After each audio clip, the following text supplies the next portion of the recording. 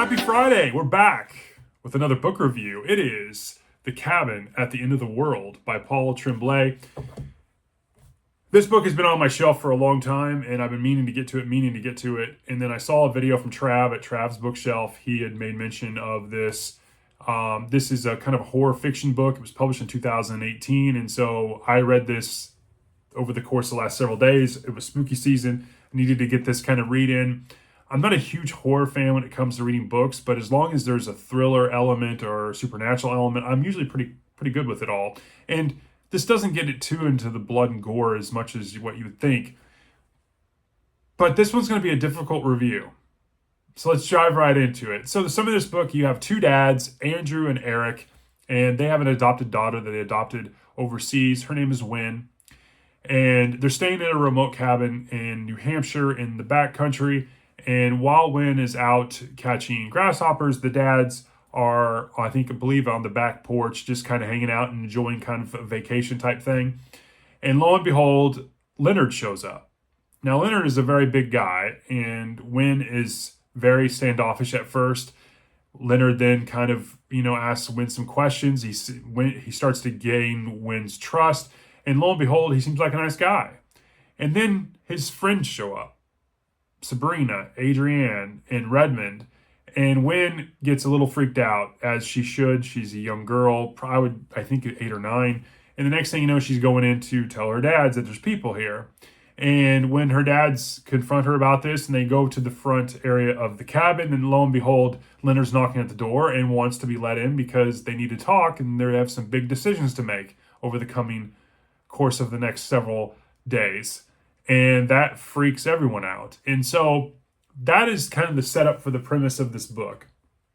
What I really liked about this book, I liked the opening. It grabbed my attention. It had me wanting to continue to rip through it. It was very good opening. As the story progressed within the cabin, I thought it was really, really good.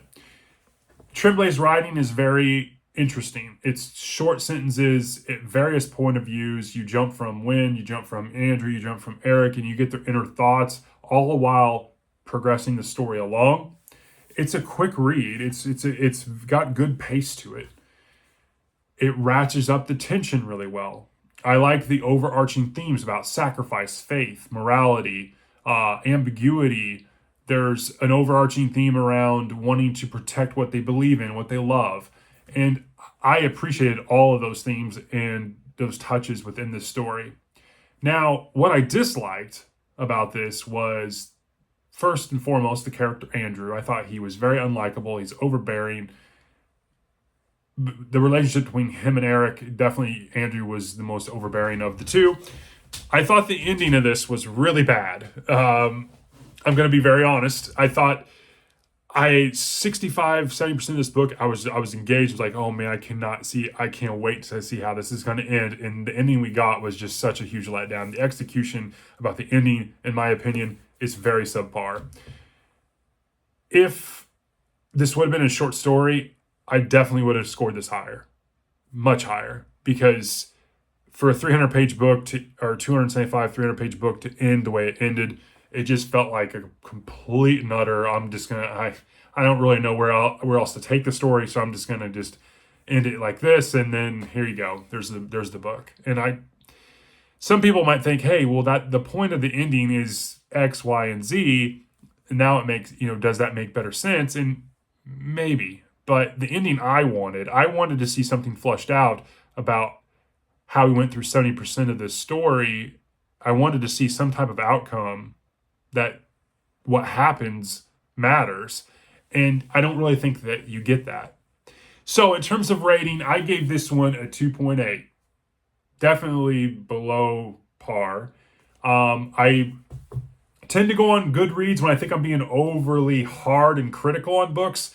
Goodreads had this book rated at a 3.33, so I don't feel like I'm completely outside of the universe on this. I feel like I'm in the ballpark.